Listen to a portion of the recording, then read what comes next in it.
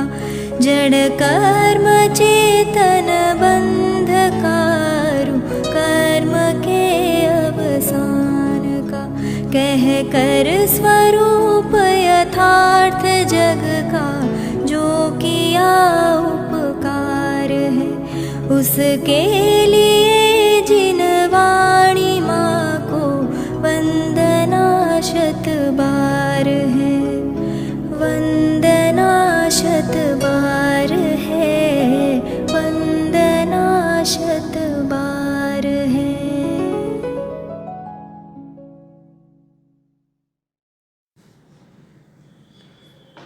ओम नमः सिद्धेभ्यः ओम नमः सिद्धेभ्यः ओम नमः सिद्धेभ्यः।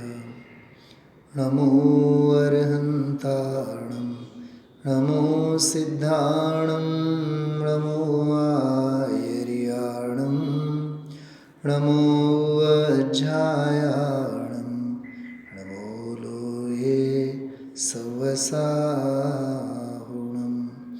मङ्गलं भगवान् वीरो मङ्गलं गौतमो गणी मङ्गलं कुन्दकुन्दार्यो जैनधर्मोऽस्तु मङ्गलं।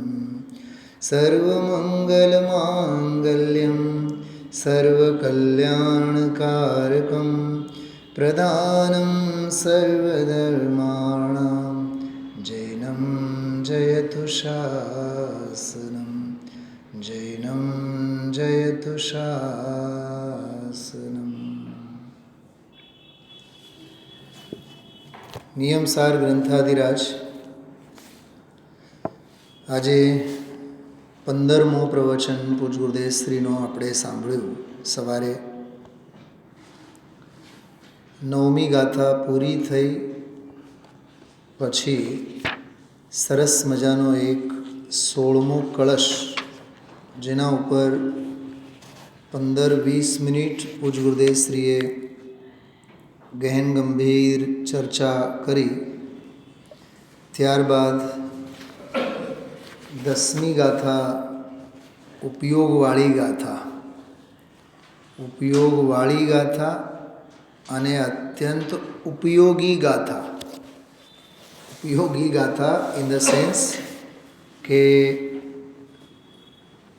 ઉપયોગમાં લાવવા જેવી ગાથા. બેન શું કીધું? ઉપયોગમાં લાવવા જેવી ગાથા. કેમ કે ગાથા પોતાનામાં જ્યારે ઉપયોગને લાવે છે તો આપણે આપણામાં ઉપયોગને કેમ ન લાવીએ? એટલે જ સંવર અધિકારમાં કીધું છે ઉપયોગમાં ઉપયોગ છે. આપણે થોડીક વાત ઉમેરી લેવાની. ઉપયોગમાં ઉપયોગ છે તે જ ઉપયોગ ઉપયોગી છે, બાકી બધું અનુપયોગી છે.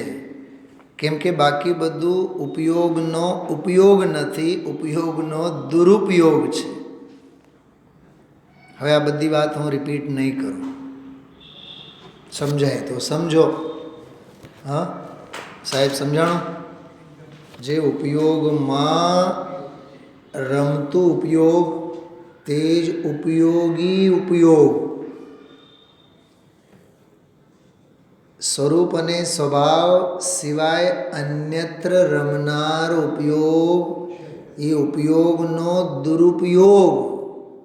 ભૂપતભાઈ, એ અનુપયોગી ઉપયોગ, વેડફાતો ઉપયોગ, એમ સમજો ને. એ બધો વેડફાતો, વેફળ જતો, નકામો નિવડતો ઉપયોગ. ઉપયોગ ઉપયોગીનું છે કે નહીં? તો ઉપયોગ ઉપયોગીમાં રહે એમાં જ એની ઉપયોગિતા છે કે નહીં?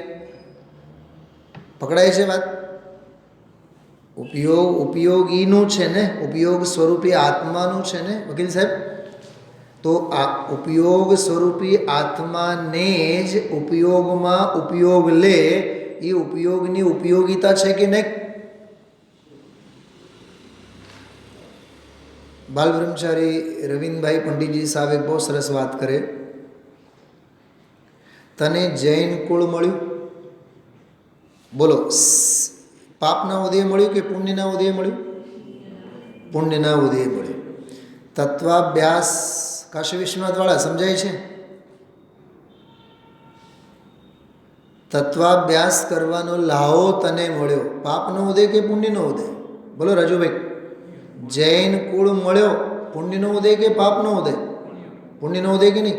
એવા મા બાપ મળ્યા ધર્મના સંસ્કારો આપનારા, પુણ્યનો ઉદય કે પાપનો ઉદય? એવા સાધર્મીઓ મળ્યા આપણને ધર્મમાં હંમેશા પ્રેરિત કરતા હોય, બોલો પુણ્યનો ઉદય કે પાપનો ઉદય?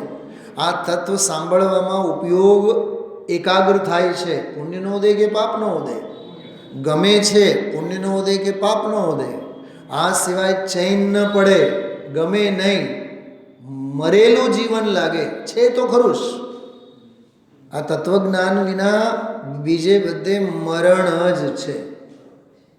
આ તત્વજ્ઞાનમાં જેનો ઉપયોગ લાગેલો છે એનું જીવન જ જીવન છે, બાકી બધા હરતા ફરતા મળદા છે. શું કીધું સાહેબ? સમ્યક દર્શન વિનાનો જીવ હરતું ફરતું મળદું છે. અષ્ટપાહુડમાં આ વાત લખી છે. ક્યારે લખ્યું હોય? શ્રદ્ધા વિનાનો જીવ, શ્રદ્ધા ગુણવાળો, ધનજીભાઈ, શ્રદ્ધા ગુણવાળો હોવા છતાં પણ, બોલો, છતાં પણ શ્રદ્ધા વિનાનો જીવ, તો એને હરતું ફરતું મળદું ન કહેવાય તો પછી શું કહેવાય? શાસ્ત્રમાં છે,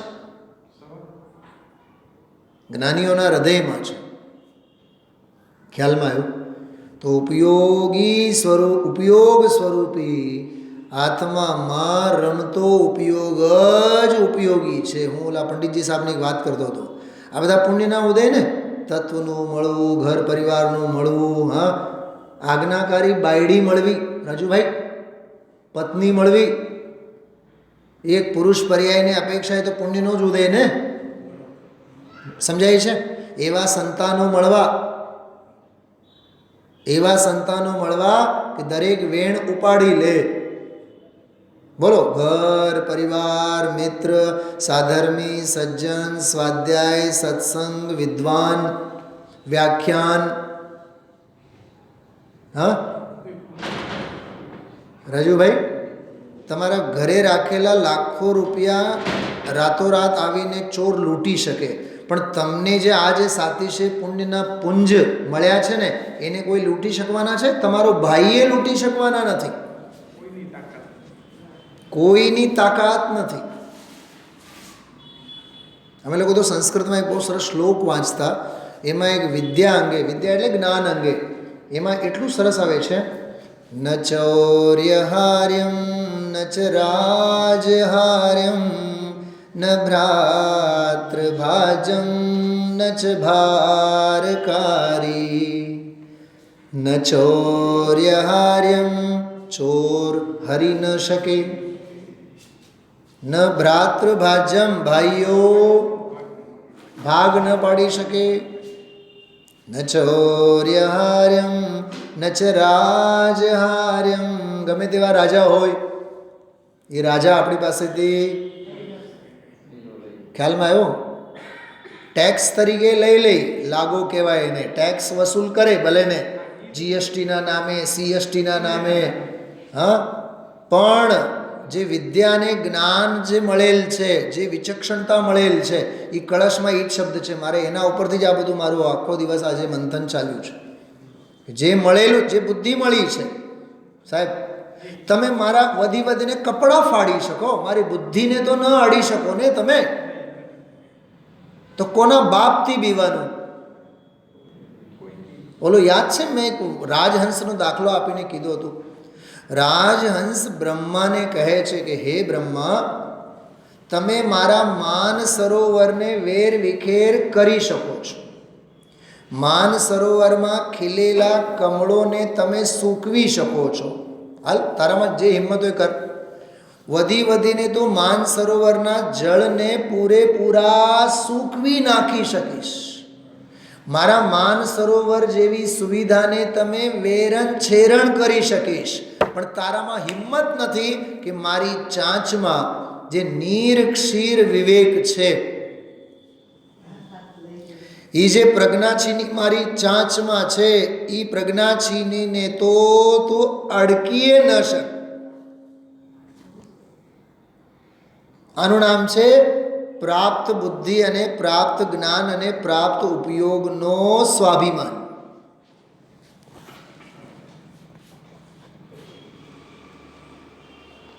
મેં આપને વાત કરી હતી ને, મારે 10માનું પેપર આપવું પડે એવું છે. હવે રિટાયર્ડ થવાની તૈયારીમાં અને 10મું પેપર હું પોતે આપવાનો છું.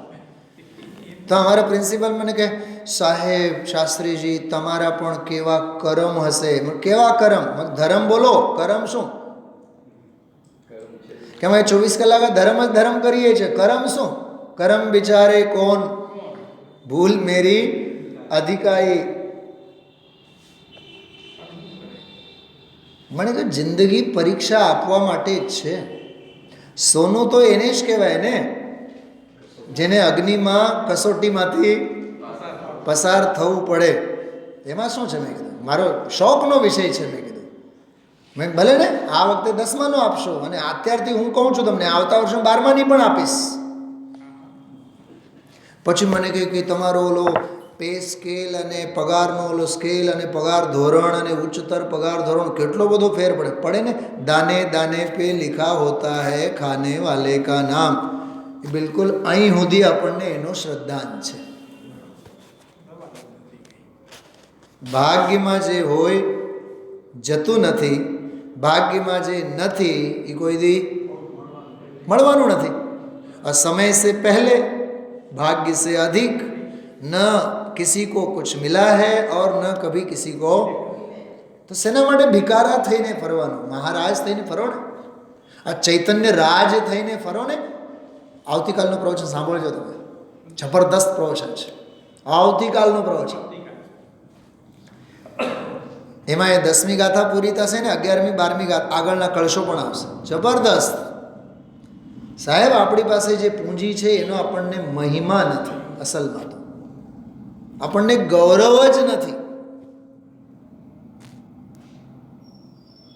જે છે પહેલાં એની કદર કરો, જે છે પહેલાં એનો મહિમા લાવો. જે નથી એના માટે ભિક્ષા પાત્ર લઈને ફરોમાં દોડોમાં. છે એનો આનંદ લો, છે એનો આનંદ લો. તો ઉપયોગ છે કે નહીં? છે. તો ઉપયોગમાં રહેવું જોઈએ કે નહીં? કે હા. નથી રહેતું ને? હા. તો નથી રહેતું એટલે તો 4 ગતિ અને 84 લાખ યોનિઓમાં ભમે છે. ખ્યાલમાં આવ્યું? બહુ અલૌકિક ગાથા 10મી ગાથા આજે ગુરુદેવશ્રી લીધી. પહેલાં 2 જ મિનિટ માટે આપણે 10મી ગાથા કેવળ વાંચીએ. સામાન્ય વધીને 5 મિનિટ એના ઉપર લઈશ. ગુરુદેવશ્રીએ શું એના ઉપર કમેન્ટ્સ કર્યા છે હું એની કોઈ વાત નહીં કરું. એની ચર્ચા આપણે આવતીકાલ સવારે લઈશું. એ ઉપયોગ અંગે, ઉપયોગના ભેદ પ્રભેદ અંગે જે પણ બધું મંથન, મનોમંથન, કેમ કે વિષય હજી અધૂરું છે. એ કાલે વિશેષ ઓર આવશે એટલે એની ચર્ચા કાલે લઈશું. પણ એના પહેલાંનો જે કળશ છે ને એ કળશ પર મારે વિશેષ ચર્ચા આજે કરવી છે. કળશમાં આવેલી 3-4 બાબતો છે એની નોંધ મારે અત્યારે સવિશેષ લેવી છે. પહેલાં ગાથા બોલીએ. 198 198 નંબરનું પાનું છે આપ સૌ પાસે. કારણ કાર્ય નિયમ ભાગ 1 ગ્રંથ છે, એમાં જોજો. ને તો નિયમસાર ગ્રંથ હશે તો એમાં જોઈ શકો છો.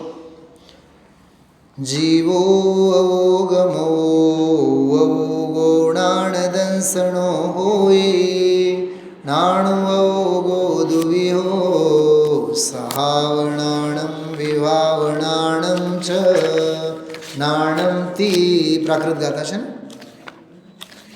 જો આ 10મી ગાથા કાલે પૂરી કરી ગુરુદેવશ્રી તો આગળ 11મી અને 12મી ગાથા તરફ પણ વધશે, પણ 10મી ગાથા પૂરી કરીને 17મો કળશ લેશે.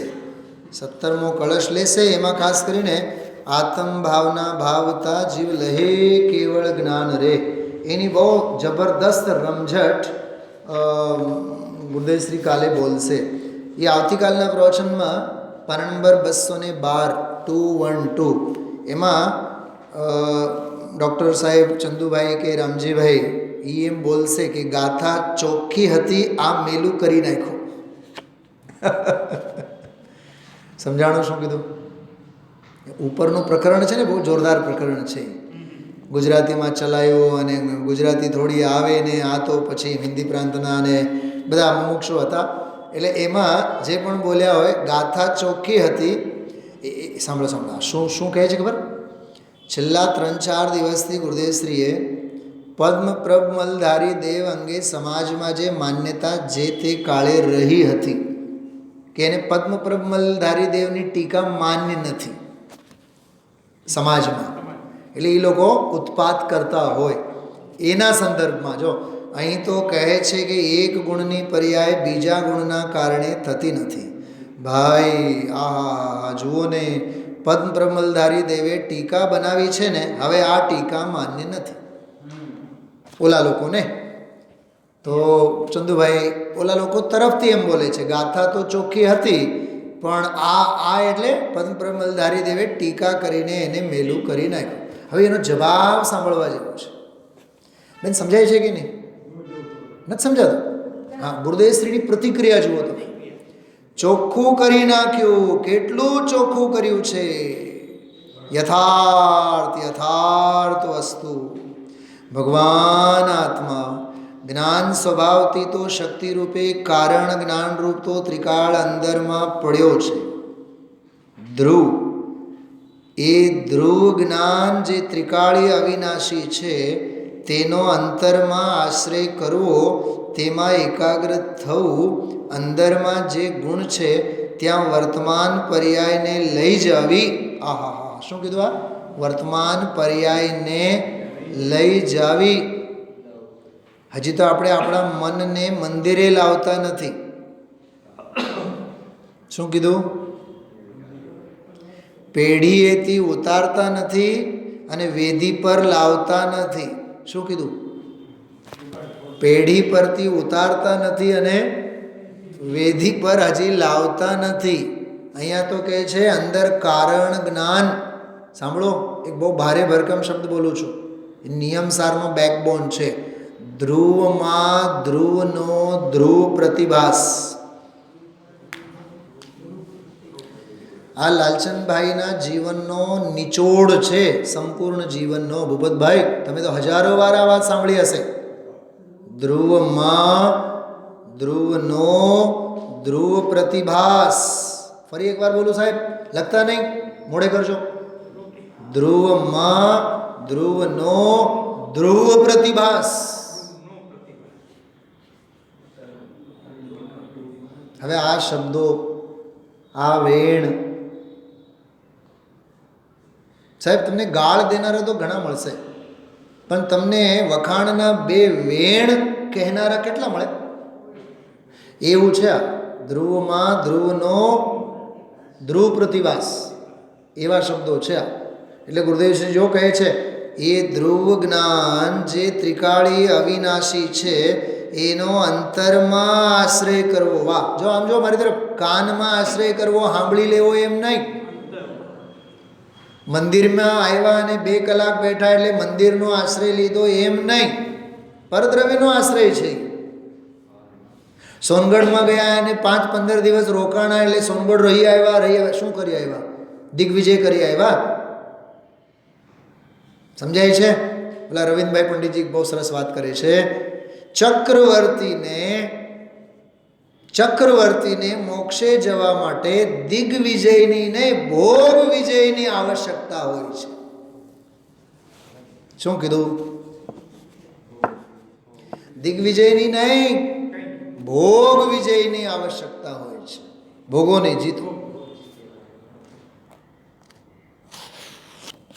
ફરીથી ઓલી વાત રહી ગઈ મારી, પંડિતજીની જે વાત, પુણ્યનો ઉદય નહોતો કહેતો. એ એમ કહે, તને પુણ્યનો ઉદય જે જાતનો મળે છે એને તું પાપમાં શા માટે વેડફીને નવો પાપ કમાવે છે?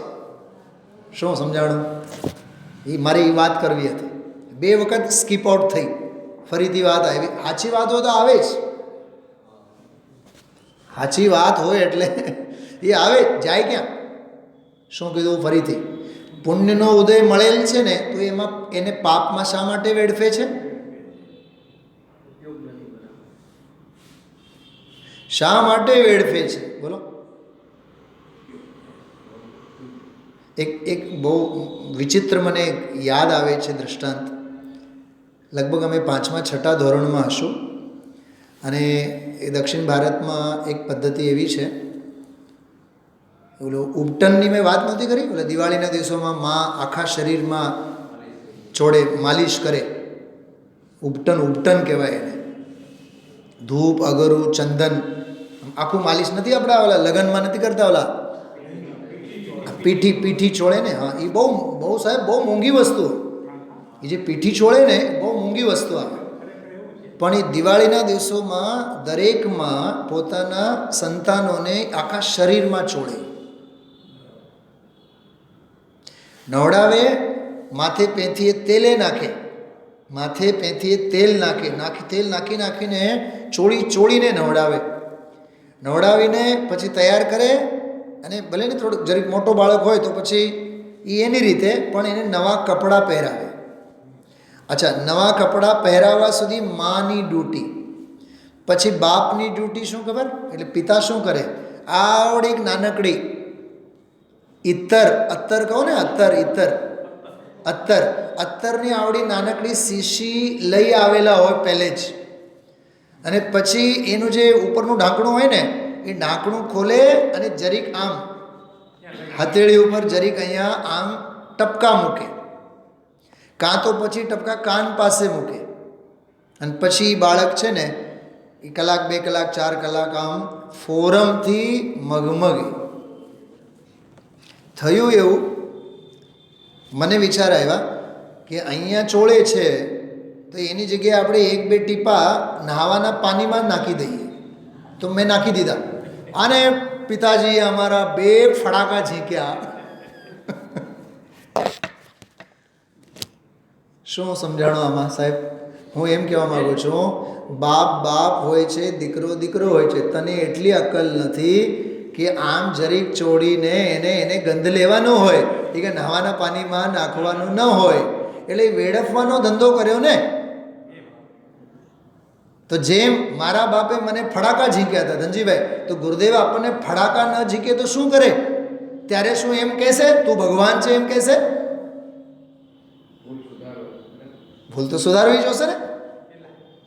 એટલે જો આમાં કેટલું સરસ બોલે છે ગુરુદેવશ્રી, એ ધ્રુવ જ્ઞાન જે ત્રિકાળી અવિનાશી છે તેનો અંતરમાં આશ્રય કરવો, તેમાં એકાગ્ર થવું, અંદરમાં જે ગુણ છે ત્યાં વર્તમાન પર્યાયને લઈ જાવી, ઊંડા ઉતરી જવું. શબ્દો જુઓ સાહેબ, અહીંયા ઉતરવાનું નામ જ નથી લેતા, પડવાનું જ નામ લઈએ છીએ. હા, ઊંડે ઉતરી જવું. ઊંડે દરિયામાં, સમુદ્રમાં નીચે જેમ મોતી હોય તો ઊંડો ઉતરે તો મોતી હાથમાં આવે. દરિયામાં ઉપર જાય તો મળે, અંદર મોતી હોય એ ઉપરથી મળે. એમ ભગવાન આત્મા જ્ઞાન દરિયો છે અંદર. એ જ્ઞાન ભાવરૂપી, જ્ઞાન સ્વભાવરૂપી નિજ સ્વભાવ જ્ઞાન દરિયો, એમાં પ્રવેશ કરે. પર્યાયમાં નહીં, રાગમાં નહીં, ગુણમાં પ્રવેશ કરે એમ કહે છે. પ્રવેશનો અર્થ એમાં એકાગ્ર થવું. હમણાં ખબર છે ગુજરાત સરકાર, દરેક રાજ્યના સરકાર જૂન મહિનામાં પ્રવેશોત્સવ ઉજવે બાળકો માટે. લાખો રૂપિયાના ગ્રાન્ટ સ્કૂલોને આપે. પ્રવેશોત્સવ. અહીંયા પ્રવેશ એટલે શું કરે છે? જો પ્રવેશ એટલે એમાં એકાગ્ર થવું. જુઓ આ રીત, કેવળ જ્ઞાન અથવા મોક્ષ પામવાની આ રીત. જરીક ચાબકા મારે છે. કેટલાકે તો જિંદગીમાં સાંભળ્યું પણ નહીં હોય. કહે મોક્ષ થાય, ધર્મ કરીએ તો. પણ ધર્મ શું, મોક્ષ શું, તને ખબર જ નથી. એ આવતીકાલના સ્વાધ્યાયમાં આવશે. ચલો, 10મી ગાથા, મૂળ ગાથા આપણે બોલી ગયા. ગુજરાતી અનુવાદ બોલીએ. ઉપયોગમય છે જીવને ઉપયોગ દર્શન જ્ઞાન છે, જ્ઞાનોપયોગ સ્વભાવ તેમ વિભાવ રૂપ દ્વિવિધ છે. જો ઉપયોગમય જીવ છે અને ઉપયોગ જ્ઞાન અને દર્શનમય છે, બરોબર. અને જ્ઞાનોપયોગના બે પ્રકારો છે, સ્વભાવ જ્ઞાન અને વિભાવ જ્ઞાન. આ બધી બહુ મેરેથોન વાત આવવાની છે કાલે પરમ દિવસે, એટલે એની ચર્ચા આપણે વિશેષ આવતીકાલ સવારે કરશું. આ ગાથાની ટીકા વગેરે આપણે લેશું, બરાબર. ચૈતન્ય અનુવિધાયી પરિણામ તે ઉપયોગ કહેવાય. આ એક ડેફિનેશન છે. અને ઉપયોગના બે પ્રકાર, જ્ઞાનોપયોગ અને દર્શનોપયોગ. અને એમાં જ્ઞાનોપયોગના પણ બે પ્રકાર, એક સ્વભાવ જ્ઞાનોપયોગ અને બીજો વિભાવ જ્ઞાનોપયોગ. વળી પાછું ટીકામાં આવ્યું એમાં સ્વભાવ જ્ઞાનોપયોગ પણ બે પ્રકારના, એક કાર્ય સ્વભાવ જ્ઞાનોપયોગ અને બીજો કારણ સ્વભાવ જ્ઞાનોપયોગ. સમજાણું? અને વિભાવ જ્ઞાનોપયોગના વળી પાછા બે પ્રકાર, એક સમ્યક વિભાવ જ્ઞાનોપયોગ, એક બીજો મિથ્યા વિભાગ જ્ઞાનોપયોગ. શું સમજાય છે? કેટલા અંદર પેટા પેટા પેટા ભેદોમાં જાય છે. એને એક વાર, બે વાર, 3 વાર, 4 વાર બધું વાંચો તો એ વિશે સમજાય એવું છે. કાલે લેશું આપણે સવારે. હવે કળશ જુઓ. કળશ 16 નંબરનો કળશ આપણે 5મી ગાથાથી વિષય શરૂ થયું, વ્યવહાર સમ્યક્તનો વિષય. આપ્ત આગમ અને તત્વની શ્રદ્ધા એને વ્યવહાર સમ્યક્ત કહેવામાં આવે છે. 6ઠી 7મી ગાથા આવી, 18 દોષોની વાત આવી અને 18 દોષોથી રહિત આપ્ત કેવા હોય તીર્થંકર ભગવાન એની વાત આવી. 8મી ગાથામાં આગમની વાત આવી, આગમ પરમાગમ, બરાબર. અને 9મી ગાથામાં વાત આવી 6 દ્રવ્ય તત્વાર્થ, બરાબર. તો આપ્ત આગમ અને તત્વ થઈ ગઈ. આપ્ત આગમ અને તત્વ, તત્વ લેવાનું. આપ્ત આગમ અને તત્વ, એને તત્વાર્થી કીધું આમાં, એ પણ સહજતાથી બોલવા માટે આપણે આપ્ત આગમ અને તત્વ એમ લેવાનું, બરાબર. તો એ જે 6ઠી આપણે આ ગાથા છે, 9મી ગાથા, છેલ્લા 2 દિવસથી 3 દિવસથી આપણે 6 અપેક્ષાઓ જીવની, 6 નયોની અપેક્ષાએ જીવની ચર્ચા કરી. હું કેવળ જો એના ટાઇટલ બોલી જાઉં છું.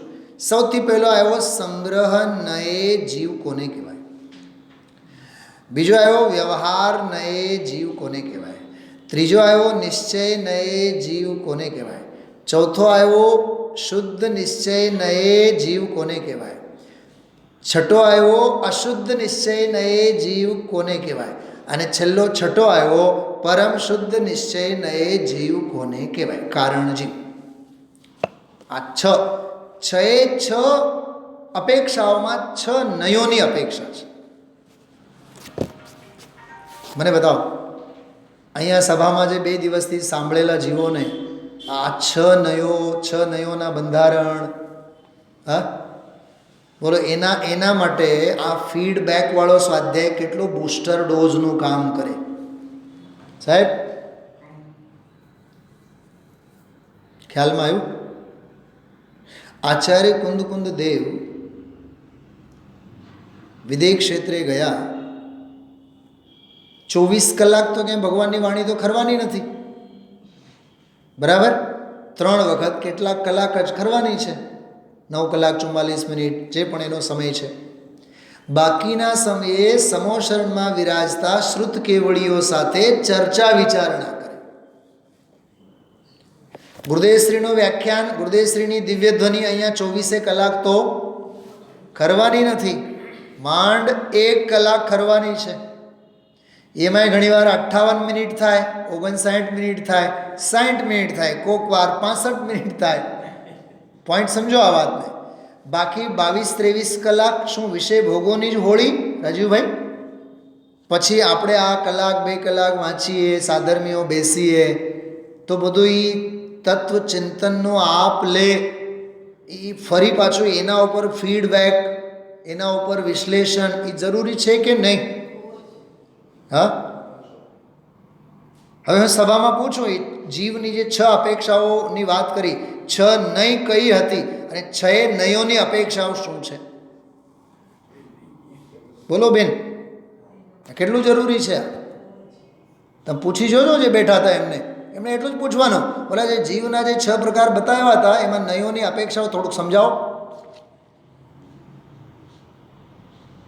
એટલે બધું ઉપલક જાય છે, થોડુંક ઊંડાણથી વિચાર બહુ જરૂરી છે. ચલો, દરેકના જેના તેના ભાગ્યની વાત છે આ તો. હા, આપણે તો આ કળશનો આનંદ લઈશું. 16 નંબરનો કળશ છે, ગાથા પછીનો, 9મી ગાથા પછીનો આ કળશ છે. આમાં મુક્તિ રૂપી લક્ષ્મીને કોણ વરે છે? બરાબર, મુક્તિ રૂપી લક્ષ્મીને કોણ વરે છે એની બહુ અદ્ભુત છનાવટ, અદ્ભુત વાત આમાં ટીકાકારે કરી છે. કળશની ચર્ચા આપણે લેશું. 16મો કળશ છે, પાના નંબર 194, 194 નંબરનું પાનું. ઇતિ જિનપતિ માર્ગાંબોધિ મધ્યસ્તરત્નમ દ્યુતિપટલ જટાલમ તદ્ધિષડ્રવ્ય જાતમ હૃદિન સુનિશિત બુદ્ધે ભૂષણાર્થમ વિધત્તે સભવતી પરમ શ્રી કામિની કામરૂપ. બહુ અદ્ભુત, બહુ અપૂર્વ ભાવવાહી કળશ છે.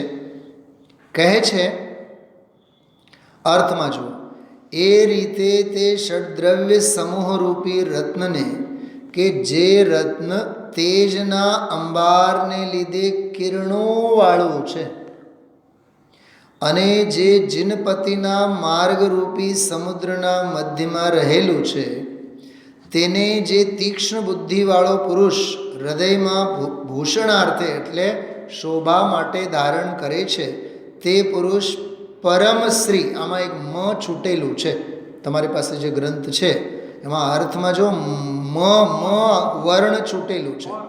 પરમ શ્રી રૂપી, પરમ શ્રી એટલે મુક્તિ રૂપી, મોક્ષ રૂપી, મુક્તિ રૂપી કામિનીનો વલ્લભ થાય છે. અર્થાત જે પુરુષ અંતરંગમાં 6 દ્રવ્યની યથાર્થ શ્રદ્ધા કરે છે તે મુક્તિ લક્ષ્મીને વરે છે. જો આનો સરળ અર્થ એટલો છે, જે 6 દ્રવ્યોની શ્રદ્ધા કરે છે તે મુક્તિને પામે છે. હવે આપણે થોડીક વાત કરીએ. 6 દ્રવ્યોને કોણ શ્રદ્ધા કરે? જે મંદિરે આવે. થોડુંક રિવર્સ પણ લો ને. હા, સમજાય છે? અમેરિકા કોણ જાય? કે જે પ્લેનમાં બેસે. પ્લેનમાં કોણ બેસે? અમેરિકા જનાર પ્લેનમાં 6 મહિના પહેલાં જેણે પાસપોર્ટ અને વિઝા લીધેલ હોય. સમજાય છે? એમને એમ તો નહીં ને. એના માટે લાખો રૂપિયાની પૂંજી ભેગી કરી હોય, આગળ પાછળનું બધું એડજસ્ટમેન્ટ કર્યું હોય, ઓપરેશન કરવાના હોય તો એ કર્યા હોય, ઘરનું રિનોવેશનનું કામ હોય તો એ કર્યા હોય, દીકરા દીકરી મળવા માટે બોલાવવાનું હોય તો, નહીં તો વળી પાછું અમે 6 મહિના સુધી. સમજાય છે? કેટલી બધી પૂર્વ તૈયારી હોય. તો અહીંયા 6 દ્રવ્ય ક્યાંય ઘરે બેઠા બેઠા એમને એમ જાણવામાં આવી જશે? એના માટે મંદિરે આવો. મંદિરે સાહેબ કેટલી વખત આવવું પડે? રોજ આવવાનું. શ્વાસ તું કોક વાર લે છે કે રોજ લે છે? હર સમય લે છે ને. તો મંદિરે તો રોજ આવવાનું હોય. અચ્છા, મંદિરે આવવા માત્રથી 6 દ્રવ્ય નહીં સમજાય. શું કીધું? મંદિરે આવવા માત્રથી ન સમજાય. કેવળ તું મંદિરમાં આવીને ભગવાનને સંભળાવીને જતો રહે અને ભગવાન જે સંભળાવે છે એ સાંભળે નહીં તો ન સમજાય. કેમ કે ભક્ત બોલે અને ભગવાન સાંભળે એને પૂજા કહેવાય, અને ભગવાન બોલે અને ભક્ત સાંભળે એને પ્રવચન કહેવાય, એને સ્વાધ્યાય કહેવાય. તો તું તો સંભળાવે છે, ભગવાન તો સાંભળ્યા રાખે છે. સારું છે કે બિચારા વીતરાગી છે. હા, અને સંભળાવીને વળી પાછો ઘર ભેગો થા તો એ જે કહે છે એ તો સાંભળ, સ્વાધ્યાય તો કર. આ જીવને પૂજામાં રસ છે, સ્વાધ્યાયમાં નથી. રાજુભાઈ, એનો સીધે સીધો અર્થ છે મને મારું સંભળાવવામાં રસ છે. હે ભગવાન, તમે જે કહેવા માગો છો એ સાંભળવામાં મને જરાય રસ નથી. તો 6 દ્રવ્ય સમજાય કોને? જે બેસીને સાંભળે એને. અને અહીંયા કહે છે જે 6 દ્રવ્યને જાણે સમજે એ મોક્ષે વયા જાય. પણ એનો અર્થ શું? એના માટે ગુરુદેવશ્રીનું વ્યાખ્યાન સમજો. ખ્યાલમાં આવ્યું? હવે જો કેટલી સરસ વાત. એ રીતે જે ષડ દ્રવ્ય સમૂહ રૂપી રત્ન, આહા, એને ડાયમંડ રત્ન સાથે સરખાવે છે. હવે એ રીતે એટલે આના પહેલાની ગાથામાં, 9મી ગાથામાં જીવની 6 વ્યાખ્યાઓ, પૂદગલ, ધર્મ, અધર્મ, આકાશ અને કાળ, આ 6 દ્રવ્યોને સમજાવ્યા અને એમ કીધું કે આ 6 રત્નો છે. બરાબર?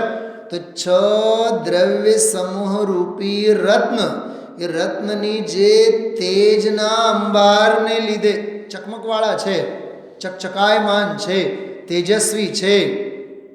ખ્યાલમાં આવ્યો? સાવ કાળા ડાઘાવાળા નથી. એક વાત કરું, મને જે વિચાર આવે છે, 6 દ્રવ્યો તેજવાળા છે, તો 6 દ્રવ્યોને સમજનારની બુદ્ધિ કેવી હોય?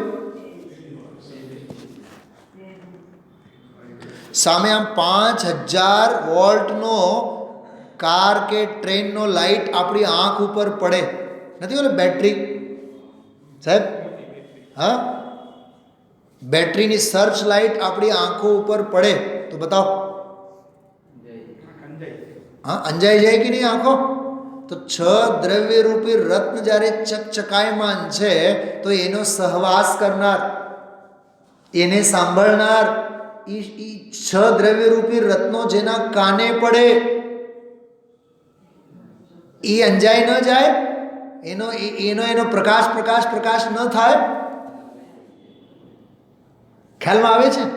તો 6 દ્રવ્ય રૂપી રત્નને કે જે તેજના અંબારને લીધે, જો શબ્દો તો જો, આમાં ખબર સંસ્કૃતમાં શું લખ્યું છે? દ્યુતિ પટલ જટાલમ. જો ગુજરાતીમાં આપણે બોલીએ જટા જોગી, શું જટા જોગી શું હોય સાહેબ? સાંભળ્યું છે શબ્દ? શબ્દ તો સાંભળ્યું છે ને? જો દીકરી હોય ને એ વાળ ઓળે નહીં અને વાળ એમને જ ખુલ્લા મૂકે તો એની દાદી છે ને એમ કે શું આ જટા જોગી થઈને ફરે છે? બાવાની જેમ વડવાઈ નીકળેલી હોય ને એમ બાવાની જેમ બધું છોડીને નીકળે છે, ટોળા વળશે એમાં જટા જોગી. ખ્યાલમાં આવ્યું? એટલે વેર વિખેર. એમ અહીંયા કહે છે કે 6 દ્રવ્ય રૂપી રત્નમાં પ્રકાશ ચારે બાજુએ લખલખાટ ચકચકાયમાન છે. શું કહે છે? શું કહેવા માંગે છે? હા, વિદ્વાન હોય ને, વિદ્વાન સાહેબ, ઉદ્ભટ વિદ્વાન કોને કહેવાય? ઉદ્ભટ વિદ્વાન. અજાત શત્રુ નામ સાંભળ્યું છે? અજાત શત્રુ વિદ્વાન, જેની વ્યાકરણમાં ગતિ હોય, જેને સિદ્ધાંતમાં ગતિ હોય, જેને દર્શનમાં ગતિ હોય, જેને ગાયનમાં ગતિ હોય, જેને સંગીતમાં ગતિ હોય. ચક્રવર્તી હોય ને, ચક્રવર્તી નહીં તો કામદેવ હોય, કામદેવ બધી જ કળાઓમાં પારંગત હોય. એ ગાયનમાં, વગાડવામાં, અરે નૃત્યમાં, ડાન્સ કરવામાં, નૃત્યમાં, નર્તન કલામાં પણ એના જેવો કોઈ નર્તન ન કરે.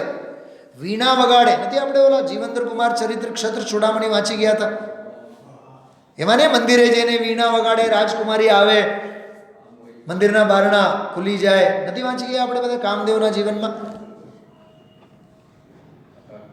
ઉદ્ભટ વિદ્વાન એને કહેવાય.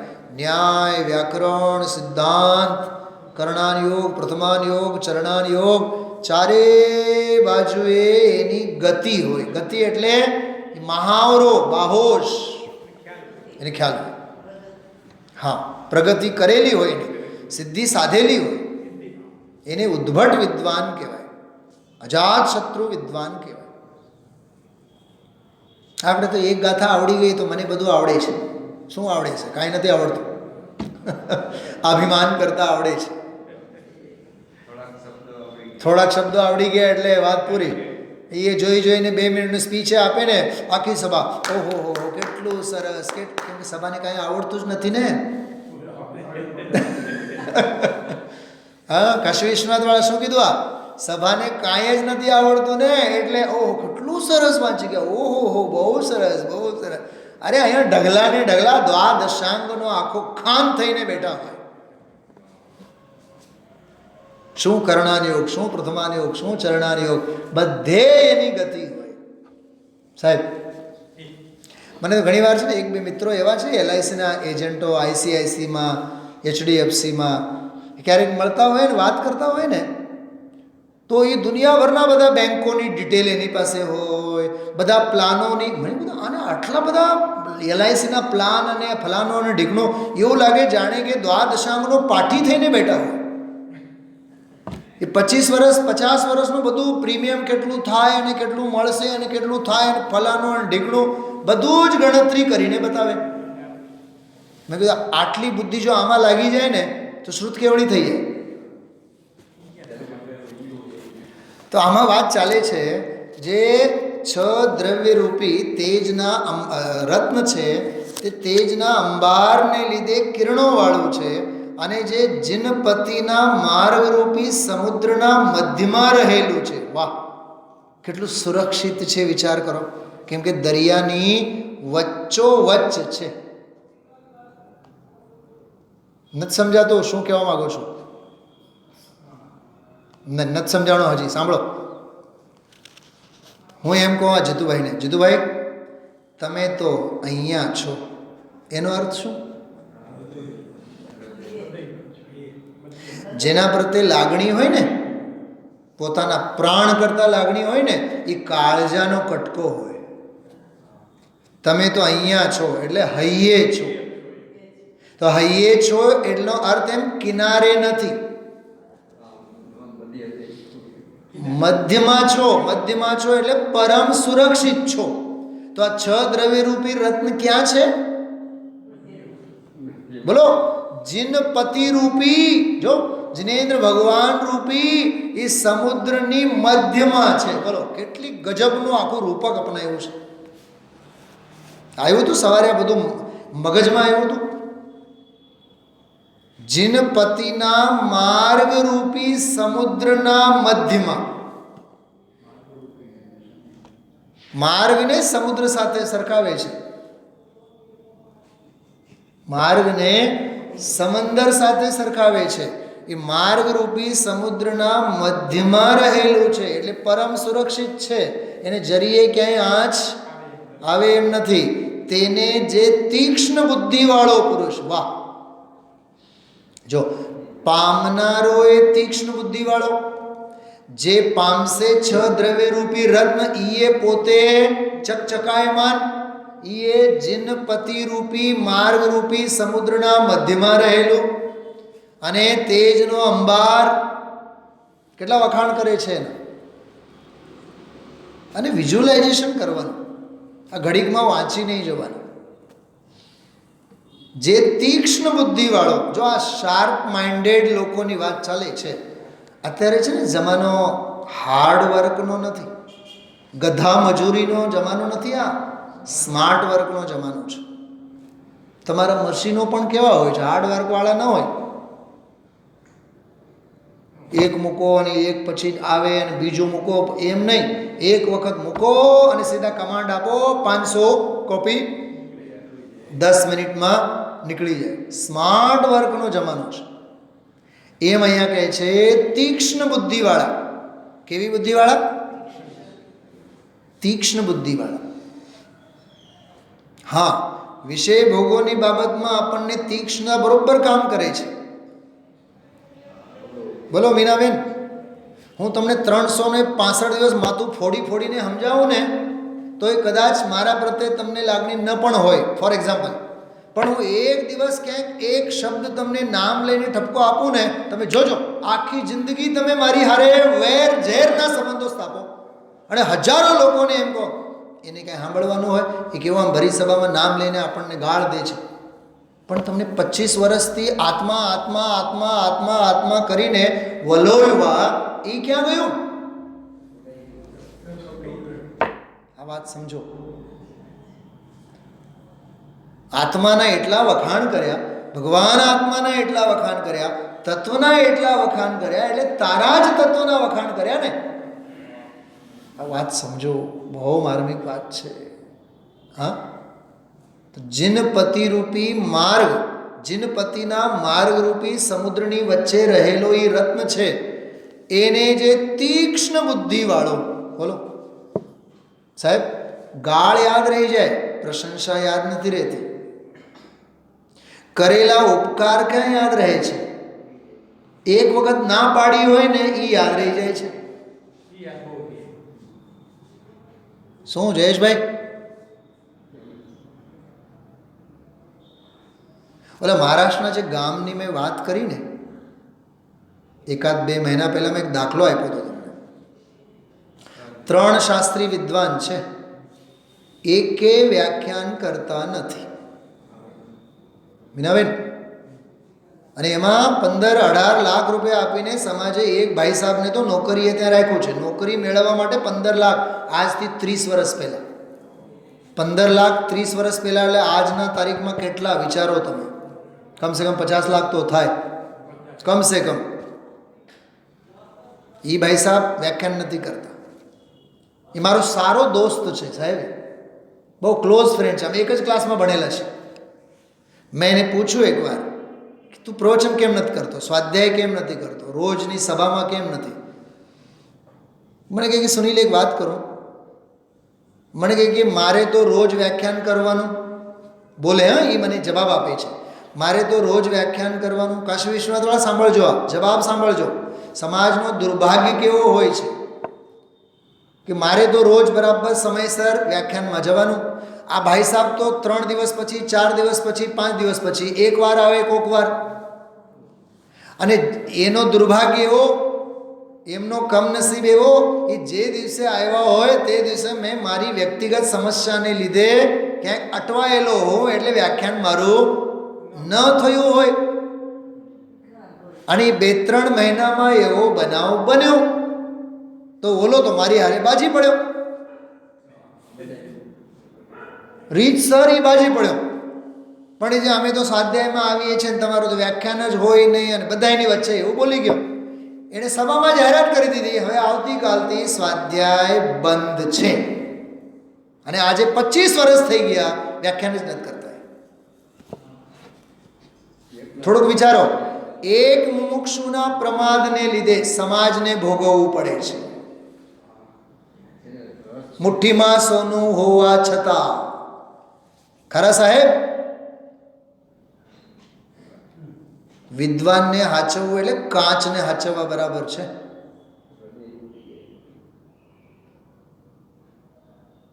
ખ્યાલમાં આવે છે? એ નથી જિનેન્દ્ર ભગવાનના સમુદ્રમાં રથને હચવાના કે નહીં? 25 વર્ષ થયા, વ્યાખ્યાન નથી કરતા. દુર્ભાગ્ય કોનો? એ વિદ્વાનનો નહીં, સમાજનો દુર્ભાગ્ય છે, કમનસીબ છે. કેટલા તો ઉપર વયા ગયા, કેટલા તો ઉપર વયા ગયા. આ બધી સ્થિતિ છે. એટલે મહાભાગ્ય આપણને. હું તમને તીક્ષ્ણતાની વાત કરું છું. તીક્ષ્ણ બુદ્ધિવાળો હોય, જે મળ્યું છે એને વાગોળો, જે મળ્યું છે એને સંઘરો. એનું નામ તીક્ષ્ણ બુદ્ધિવાળો સાહેબ, એનું નામ તીક્ષ્ણ બુદ્ધિવાળો. તરત જ પોતાનો આત્મહિત કરવાની ભાવના ઝંકનારો જીવ. તો કહે છે તીક્ષ્ણ બુદ્ધિવાળો એટલે પ્રજ્ઞા પુરુષ, એમ કહો. તીક્ષ્ણ બુદ્ધિવાળો એટલે પ્રજ્ઞા પુરુષ. હૃદયમાં ભૂષણાર્થે, વાહ, કાનમાં ભૂષણાર્થે નહીં, ક્ષયોક્ષમ જ્ઞાનને વધારવા માટે નહીં, આત્માની શોભા વધારવા માટે ધારણ કરે છે તે પુરુષ પરમ શ્રી રૂપી કામિનીનો વલ્લભ થાય છે. ટૂંકમાં મુક્તિ રૂપી લક્ષ્મીને પામે છે. ચલો, સમય ઘણો થયું છે, પણ 5 મિનિટની અંદર અંદર હું તમને પોઈન્ટ્સ જે આવેલા હતા, જે લોકોએ રૂબરૂ આ વ્યાખ્યાનો અહીંયા સાંભળેલા છે, એમણે તરત જ પોઈન્ટ્સ ખ્યાલમાં આવી જશે. આમાં આજે છ દ્રવ્યનું જ્ઞાન એવું શેમાં થાય? એક સમયની જ્ઞાનની પર્યાયમાં થાય. શું કીધું? આમાં આવ્યું ને કે જે છ દ્રવ્યને જાણે, તો છ દ્રવ્યોનું જ્ઞાન શેમાં થાય? એક સમયની પર્યાયમાં થાય. પણ ખબર ગુરુદેવશ્રી એમાં શું કીધું છે? એક સમયની પર્યાયમાં, એક સમયની જ્ઞાનની પર્યાયમાં છ દ્રવ્યનું જ્ઞાન પણ કોને સાચું થાય? કોનું સાચું જ્ઞાન કહેવાય? તો એના માટે લખ્યું છે જેને પોતાના ભગવાન આત્માનું જ્ઞાન હોય એના જ્ઞાનમાં છ દ્રવ્યનું જ્ઞાન એ સાચું જ્ઞાન કહેવાય. દ્રવ્ય સ્વભાવના જ્ઞાન વિના છ દ્રવ્યોનું જ્ઞાન જ્ઞાન નથી. ફરીથી બોલું છું, સ્વદ્રવ્યના જ્ઞાન વિના છ દ્રવ્યનું જ્ઞાન જ્ઞાન નથી. જો ફરીથી શું કીધું? સ્વદ્રવ્યના જ્ઞાન વિના છ દ્રવ્યનું જ્ઞાન જ્ઞાન નથી. આવ્યું તો આજ સવારે ધ્યાનથી સાંભળ્યું તું બધાએ? હા, એના માટે સમયસારમાં આવતો દ્રષ્ટાંત પણ ગુરુદેવશ્રી આપ્યું હતું. જો પાના નંબર 195 ઉપર છે. ષડ દ્રવ્યનું જ્ઞાન તો એક સમયની પર્યાયમાં સમાઈ જાય છે. એક સમયની પર્યાય જ એને સમાડનારું છે. વાહ, આ તો અનંતી પર્યાયનો પિંડ છે. વાહ, શું કહ્યું એ મળ્યું? હું ક્યાં વાંચું છું? બહુ જોરદાર વાત છે. એક સમયની જ્ઞાનની અવસ્થા છ દ્રવ્યને જાણે એવી એની તાકાત છે. એટલી જાણે તો એ એક સમયની પર્યાય જાણે. પણ હવે જો પણ પછીની વાત છે ને, બહુ જોરદાર છે. પણ એ પર્યાયનું જ્ઞાન પણ વાંચો તો ખરા યાર તમે લોકો, મનમાં નહીં વાંચો, મોટેથી વાંચો. પણ એ પર્યાયનું જ્ઞાન પણ દ્રવ્યના જ્ઞાન વિના, રાજુભાઈ, દ્રવ્યના એટલે ઓલા છ દ્રવ્યના નહીં, સ્વદ્રવ્યના, દ્રવ્યના જ્ઞાન વિના પર્યાયનું જ્ઞાન સાચું હોઈ શકે નહીં. સ્વદ્રવ્યને જાણે તો છ દ્રવ્યને જાણે. સ્વદ્રવ્યને જાણ્યું, જાઓ છ દ્રવ્યને તું જાણતો થઈશ. કેમ કે સ્વદ્રવ્યને જાણનારનું જ્ઞાન જ છ દ્રવ્યને જાણનારું જ્ઞાન સાચું એમ કહેવાય. એને કહેવાય સ્વગ્રાહી જ્ઞાન. કેવું કહેવાય એને? સ્વગ્રાહી જ્ઞાન. પકડાય છે વાત? જો આગળ બધા જ્ઞાન ઉપર ચોકડી મારો છો તમે તો. રામજીભાઈ બોલ્યા, બાપુજી બોલ્યા, તમે તો બધાના જ્ઞાન ઉપર ચોકડી મારો છો. કાકા મળી ગયું તમને? હા છે? જવાબ જો, કારણ કે એક જ સમયની જ્ઞાનની દશામાં છ દ્રવ્ય જાણવાની તાકાત છે. એવી એક સમયની જ્ઞાનની પર્યાય સામર્થ્યવાળી છે. જેણે છ દ્રવ્યને જાણ્યા, કબૂલ્યા, તે એક સમયની પર્યાય કબૂલી. પણ એક સમયની પર્યાયની કબૂલા ક્યારે યથાર્થ કહેવાય? વસ્તુની દ્રષ્ટિ થઈ. આ કોણ વસ્તુ? સ્વજ્ઞાયક સ્વભાવ. જો આગળ શબ્દ આવ્યું જ્ઞાયક મૂર્તિ, શુદ્ધ ચૈતન્ય ધાતુ. છ દ્રવ્યમાં તો અનંતા સિદ્ધો આવી ગયા કે નહીં? એ બધાની શ્રદ્ધાનું વિકલ્પનું જે જ્ઞાન એને સાચું હોય કે જેને આત્મા અખંડ આનંદ મૂર્તિ અભેદ શુદ્ધ ચૈતન્ય ધાતુ એનો અનુભવ થઈને સમ્યક દર્શન હોય, એને આ છ દ્રવ્યનું વ્યવહારનું જ્ઞાન સાચું હોય. ભારે સમજાય છે કાંઈ, બોલે છે ભારે અને વળી પાછું પૂછે છે સમજાય છે. આ ભારે કેમ સમજાય સાહેબ? ભારે સમજાય જાય. સાંભળો, ભારે સમજાય જાય, પણ જે દુનિયાનું ભાર લઈને સમજવા માંગે એને ન સમજાય. ભાર વાળાને ભારે ન સમજાય, નિર્ભારને ભારે સમજાય. બહારે છે એને તો ન જ સમજાય. બહારે છે એને તો ન સમજાય, અંદર આવે એને સમજાય. એવી ગજબની વાત છે. પછી ગઈકાલના બપોરની ચર્ચા ગુરુદેવસે આમાં લીધી આગળના ફકરામાં. સ્વદ્રવ્યનું જ્ઞાન જેને હોય એ પાણીની શીતળતાનો, જો આ સમયસારમાં કળશ આવે છે કે જળની શીતળતાનો અને ઉષ્ણતાનો ભેદ જાણે, એનું વ્યવહાર જ્ઞાન સાચું હોય. સ્વદ્રવ્યનું જેને જ્ઞાન હોય એ શાક અને લવણની ખારાશની જુદાઈને એ વાસ્તવિક જાણે. જો અભેદ આત્મજ્ઞાન વિના સ્વ અને પરનું ભેદ જ્ઞાન પણ ભેદ જ્ઞાન ન કહેવાય. આ કળશના વ્યાખ્યાનમાં ગુરુદેવશ્રીએ આ અદ્ભુત વાત લીધી હતી. એક પ્રમેય તો એ હતો. બીજો હતો સ્કંદ અને પરમાણુ. એમાં સ્વભાવ અને વિભાવ ભાવરૂપ પરિણમન વાળો એક પ્રકરણ હતો કે પરમાણુ એકલો હોય ને તો એ સ્વભાવ ગતિ કરે, પણ સ્કંદ સાથે ભેગું ભળે તો એની વિભાવ ગતિ થાય. તો એમાં કીધું કે સ્કંદમાં ભળ્યો એટલે પરમાણુ વિભાવ રૂપે થયું એમ નહીં, એ પરમાણુમાં પોતાની જ વિભાવ ભાવ રૂપે પરિણમવાની યોગ્યતા હતી. આ અદ્ભુત વાત હતી. આપણે એમ કહેતા હોય ને, છોકરું જો ઓલા ટોળામાં ભળી ગયો ને એટલે બગડી ગયો. નહીં, એ બગડેલો જ હતો. બહુ ઉપરાણું લોમાં તમે એનો સમજાણો. એ ઓલા ખોટાની ટોળામાં ભળી ગયો એમાં જ એની બુદ્ધિ ભ્રષ્ટતા સમજાય છે. એ પહેલેથી સડેલો હતો તો જ જાય નહીં, ન તો જાય શું કામ? એ ખોટા લોકોના ટોળામાં ભળી જ કેમ જાય? એ ભળી ગયો એનો અર્થ એનું ખોટપણું તો એનામાં હતું જ પહેલેથી, એ સિદ્ધ થયું. એ ગયા બાદ એ બગડેલો નથી, પહેલેથી મગજનો બગડેલો હતો. ઉપાદાનને જુઓ તો પરમાણુ જે છે એની સ્વભાવ ગતિ કે વિભાવ ગતિ એની પોતાની યોગ્યતા છે, એ લેવાનું.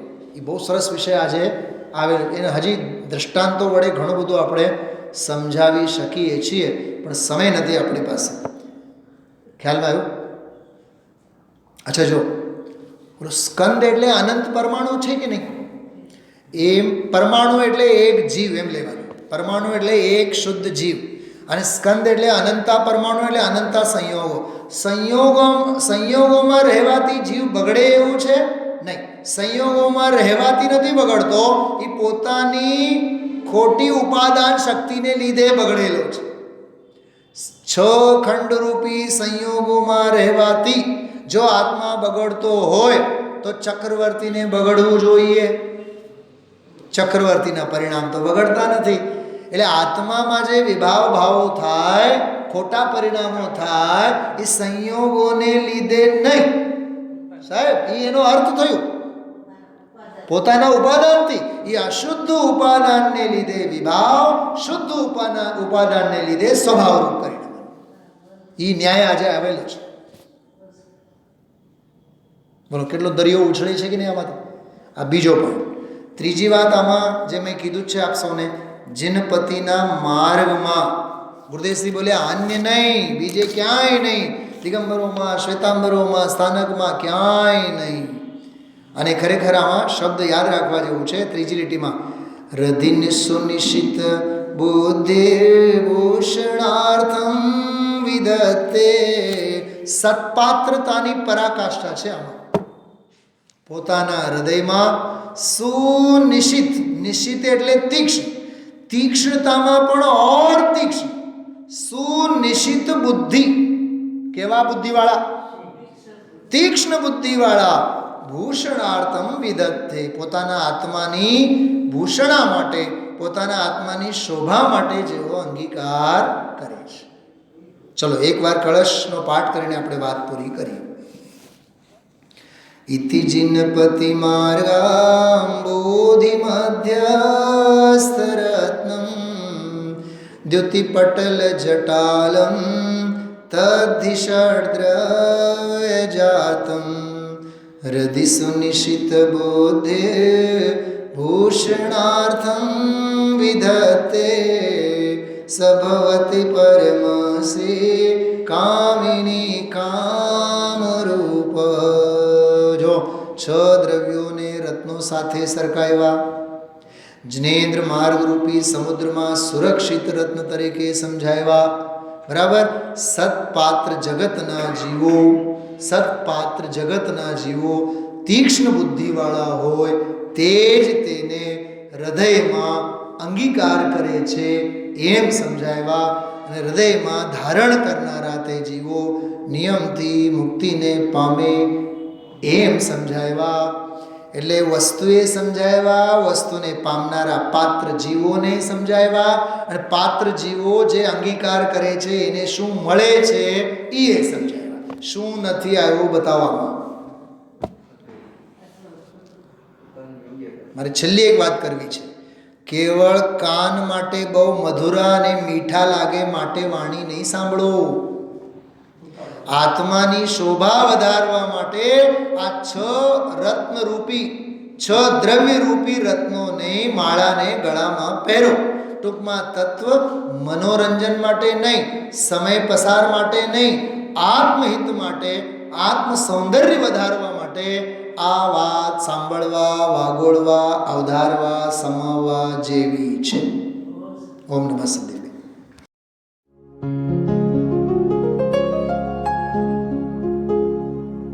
निज निधि निज में बताए यह अनंत उपकार है उसके लिए जिन वाणी माँ को वंदना शत बार है, वंदना शत बार है, वंदना शत बार है.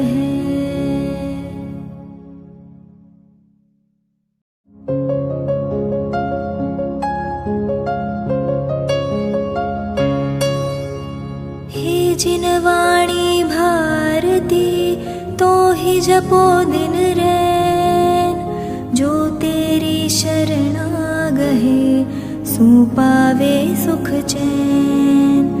जा वाणी के ज्ञान ते सूझे लोकालोक, सो वाणी मस्तक नवो सदा देत हो ढोक, सदा देत हो ढोक.